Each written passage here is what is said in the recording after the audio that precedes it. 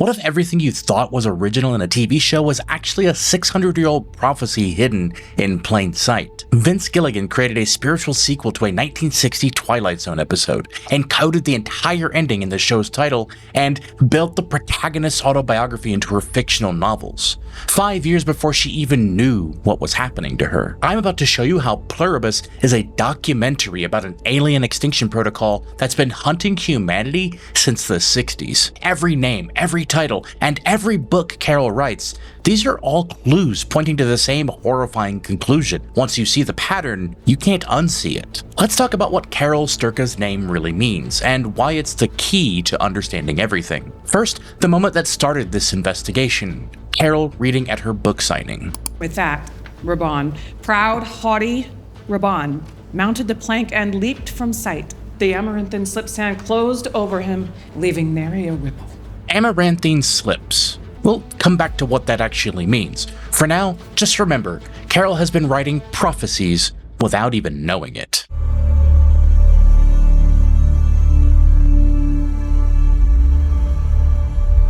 Let's start with the protagonist's name, because this is where the breadcrumbs begin. Carol Sturka. It's not a random name. In fact, industry reporting confirms that she was named after William Sturka, the protagonist of the 1960 Twilight Zone episode, Third from the Sun. And this isn't just speculation, it's an intentional homage from Gilligan himself. And of course, the name Carol comes from Carol Burnett. But Carol is also an anagram for coral. And think about what coral actually is. It's a colony of thousands of tiny polyps that function as a single unit. It's nature's original hive mind, individual parts acting, reacting, and surviving as one single organism. It's a cruel sort of irony. The one woman fighting to remain an individual carries a name that defines the perfect collective. But this may not be just a coincidence. It could be the first clue that the signal hasn't just found her, it's been hunting her bloodline for 600 years. In that episode of Twilight Zone, Will Sturka is a military scientist on an alien world hours away from nuclear annihilation. His colleague Carling is practically giddy about the coming apocalypse. 48 hours we'll have them aloft. Then whoosh, up, over, and whammo. There goes the enemy. When Sturka voices his horror at this apocalyptic event, Carling warns him to watch what he says and what he thinks. The thought police are already here. Sturka realizes his world is finished. He steals an experimental spacecraft and escapes with his family to a mysterious new planet called Earth. But there's a massive problem here. The 1960 script has a scientific error. The characters explicitly state that Earth is 11 million miles away. I know our destination now. How far? 11 million miles. 11 million miles. Astronomically, that's nonsense. 11 million miles is nothing, closer than Venus or Mars. If an alien civilization sat that close to us, we'd see them waving at us through telescopes. It was a sloppy 1960s writing mistake. And Gilligan makes them pay for it. In episode 2, when Carol loses her temper, exactly 11 million people die. I guess you gotta break a few eggs, huh? You killed 11 million. The error from 1960 becomes the body count in 2025. That's Gilligan turning Serling's mistake into a narrative weapon. But Vince Gilligan didn't merely reference this episode, he fixed it. In Pluribus, the alien signal is detected coming from 600 light years away. This is the same exact data repeated every 78 seconds. Plus, this is coming from 600 light years away. This is Gilligan correcting the math, and he doesn't pick a random number. 600 light years is deliberate, and why is that? Well, because that's the location of a real-world exoplanet, Kepler-22b. Kepler-22b is a famous super-Earth discovered by NASA, one of the first exoplanets found in the habitable zone of its own star. Its established distance from Earth is almost exactly 600 light years. Gilligan is grounding his sequel in real modern astronomy. He's replacing Serling's 11 million miles mistake with a specific, habitable, real-world address. And if you can accept that Sturka came from Kepler-22b, the timeline reveals a terrifying reality about Carol. Physics tells us radio signals travel at the speed of light. If a signal originates 600 light years away, it takes 600 years to arrive. But Will Sturka escaped in an experimental spacecraft. In science fiction, experimental almost always means one thing: faster than light travel. warp drives, wormholes, something that breaks physics as we know it. So let's do the math. Sturka's ship broke the speed of light and arrived on Earth around the year 1960. The pacification signal, which obeys the laws of physics, took the slow road, only by the speed of light. Sturka outran the signal. Alternatively, as the hive mind itself admits, the signal may have been repeating throughout all of human existence, and our technology only just now became advanced enough to finally hear it. There's no telling how long it's been repeating, maybe throughout all of human existence. Either way, his bloodline has been living on Earth for 65 years thinking they were safe.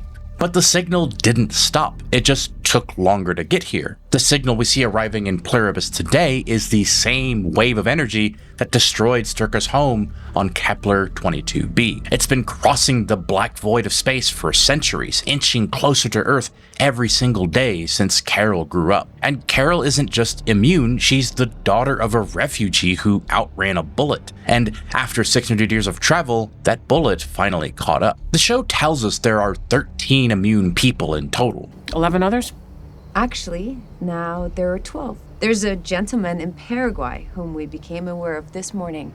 13 scattered individuals, not a random mutation, but the most logical explanation is that these are 13 descendants of Sturka's original crew, diluted from 65 years of human DNA, but still alien enough to resist. The hive mind keeps saying they need to fix her. If you were walking by a lake and you saw somebody drowning, would you throw him a life preserver? Of course you would. You wouldn't think, you wouldn't wait, you wouldn't try to get consensus on it, you'd just throw it. But she's not broken, she's incompatible. She's running on alien code. Carol isn't fighting to save humanity, she's fighting the same war her ancestor fled 600 years ago. The signal followed them across space and time to finish what it started. But here's where it gets even darker. Carol didn't just inherit alien DNA. She's been writing about the signal's endgame for 5 years without knowing what she was predicting. Before the joining, we see Carol at a bar with her partner, Helen. Helen asks about Carol's unpublished Sirius book. You really think bitter chrysalis is that good? I think people will love it. A chrysalis is the transformation stage of a caterpillar. The caterpillar enters and emerges as a butterfly, one form of life fundamentally becoming another. The joining is humanity's chrysalis, the entire species transforming from one individual consciousness to collective consciousness, from many to one. But Carol can't transform. She's immune. She's trapped in the chrysalis stage, experiencing humanity's metamorphosis as isolation, loss, and bitterness. She is the bitter chrysalis, but she's been writing her own story for 5 years without realizing it. There's ancestral memory bleeding through her alien DNA. Remember that mindless crap she was reading at the book signing? Depends, you a big fan of mindless crap? Let's decode it. The amaranthine slip sand closed over him, leaving nary a ripple. The amaranthine slips. What does that mean?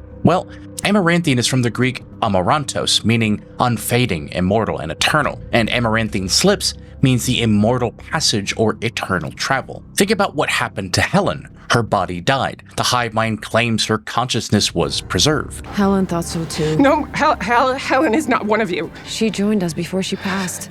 She's gone, but all of her thoughts, her memories, they're right here. Raban leapt from sight.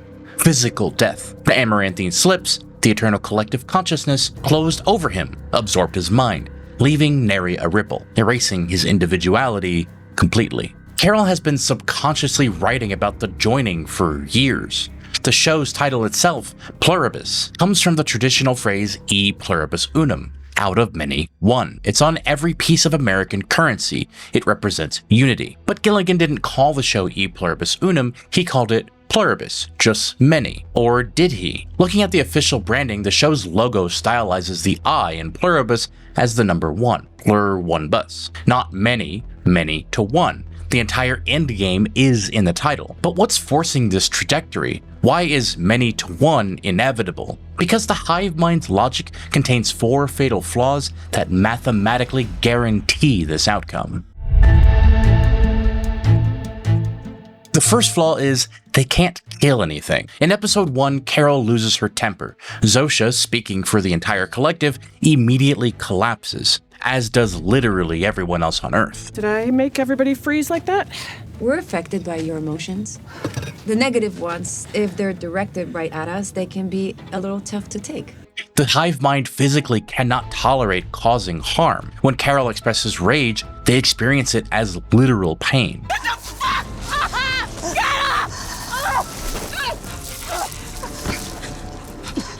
And this extends to all life. Wasp, even.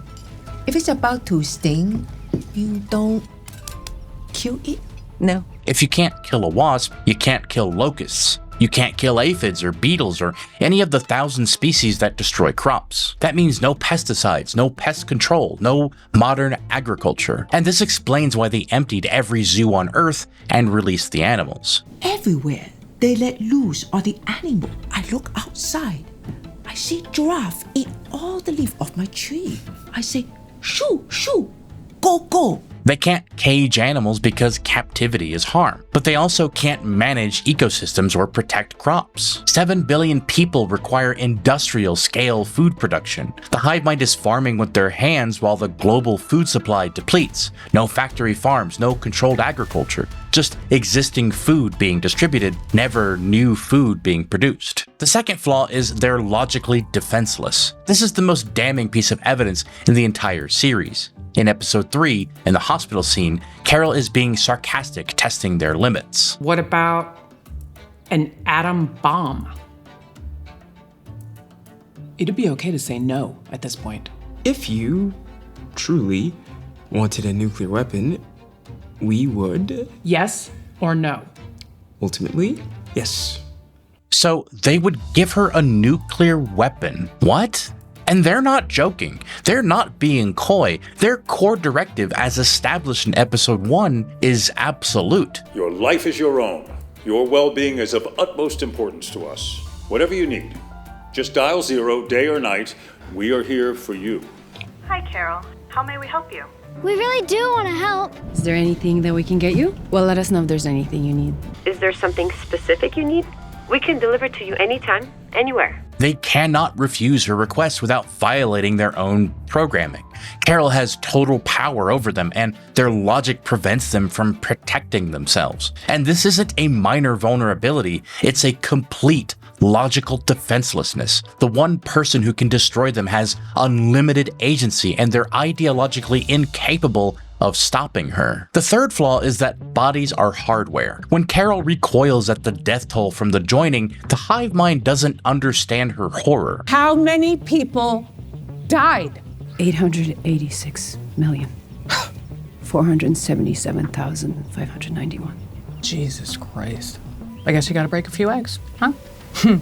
They recoil in shame, but they don't seem to be devastated or mourning the death, because to them, those people aren't dead. When Helen dies, they don't mourn, they just offer to handle her remains and say, "We're sorry for your loss." We've a lot to clean up, and it may be distressing for you to see. To that end, if we may be of assistance with Helen's remains... Nope. Okay. Almost like they're disposing of a broken computer. Then Zosha reveals the truth. She joined us before she passed. She's gone, but all of her thoughts, her memories, they're right here. Consciousness absolutism. The belief that consciousness is all that matters, and physical bodies are disposable hardware. The 886 million deaths weren't tragedies. They were hardware failures during a software migration. As long as consciousness was backed up, the body became irrelevant. The fourth flaw is conservation over everything. The hive mind is obsessed with minimizing environmental impact. They turned off all the power in Albuquerque and maybe elsewhere throughout the world. They're consolidating resources and moving toward radical minimalism. All right, so put all four flaws together. What do you get? You have a civilization that can't farm and faces slow starvation, that's defenseless against the one person who can destroy them, that believes bodies are disposable and only consciousness matters, that is fanatically obsessed with reducing environmental impact to zero and maximizing efficiency. So what's the one solution that solves all four of these problems simultaneously?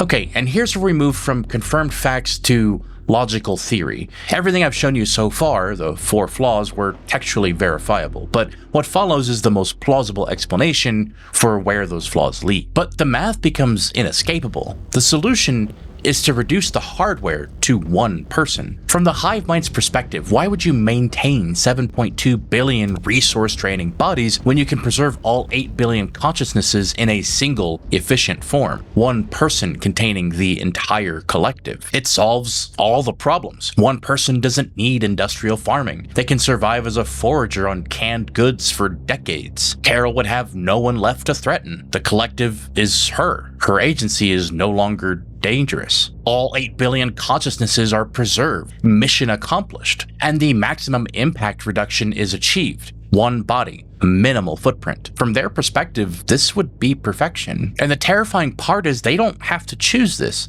It just happens naturally. Since they can't or won't farm, food runs out. Bodies starve by the billions. Everyone's already joined and the bodies are just hardware, so the hive mind sees this as optimization. The population declines, the footprint shrinks, and consciousness remains intact. Eventually, you're left with one person, one body containing everyone who ever joined. Pluribus, from many to one, literally. And according to my theory, Carol is the last member of an alien bloodline that fled this exact fate 600 years ago, or so the theory goes. Her ancestor faced the same choice, join or flee, and Mr. Sturka fled. The signal caught up. There's nowhere left to run. The hive mind keeps offering to fix her, throwing her what they think is a life preserver. She has the power to destroy them. They literally confirmed they'd hand her a nuclear weapon if she asked. Her negative emotions physically harm them. Yet, if she destroys the collective, she returns humanity to its previous state, chaotic, destructive, and loud. The kind of civilization that built H-bombs, the exact behavior that attracted the signal in the first place. I mean, look at it this way. In one bomb, there are perhaps 1,000 pieces, and every piece requires a team of 50, 60, 70 people. The signal was a remedy. Look at the pattern. Will Sturka's planet gets loud, building H-bombs. Earth gets loud, building H-bombs. The most logical explanation is that the signal is a galactic safety protocol of sorts, a pacification sent to stop aggressive species from destroying themselves or attracting predators from the cosmic dark. Carol's individuality, her rage, her bitter refusal to join, the very traits her ancestor William Sturka championed, is exactly what the signal was sent to cure. She can't win. If she joins, the 600-year war ends. If she fights, she proves why the signal was necessary in the first place. But there is a third option. She just waits. If she refuses to join and refuses to destroy them, if she simply exists, the hive mind's flawed logic plays out to its inevitable conclusion. They'll reduce themselves from many to one while believing they're achieving paradise. The title told us the ending from the start. Pluribus. Vince Gilligan spent 2 shows teaching us that Walter White's pride destroyed his family and Jimmy McGill's shortcuts destroyed his soul. Now he's teaching us something bigger. An alien intelligence's perfect logic inevitably leads to extinction of everything it was designed to save. The signal didn't come to destroy humanity. It came to save us from ourselves. Its version of salvation is reducing 8 billion people to one person, standing alone in an empty world containing all of human consciousness, finally happy, finally conserved, and finally silent. The 600-year hunt is almost over, and the prey never even knew they were being hunted. So in the next episode of Pluribus, I don't know what's going to happen, but pay attention every time they show us food. Notice it's always existing food being distributed, never new food being produced. Count how many times they mention conservation. Watch how Carol's books keep prophesizing the exact phenomenon consuming humanity. And most importantly, rewatch that hospital scene in episode 3 where they say they'd give her an atom bomb. Believe them. That single exchange proves everything about their logical defenselessness and reveals just how doomed they are. The endgame has been hiding in plain sight since episode 1. The show's title is the spoiler, and now you know what it means. Thank you so much for watching. I really hope you enjoyed this, and I really want to know what you think about this theory down below. After all, it is just a theory, so I'm really curious if we could have a conversation about this and come up with some new ideas, and maybe when the next episode comes out, we'll get even more. And while I don't normally do TV show or movie breakdowns here, I'm thinking of diving into those more. If you're enjoying this, let me know. And if you enjoy gaming lore, what I do here the most, you might enjoy this video, where I talk about Skyrim's oldest murder mystery.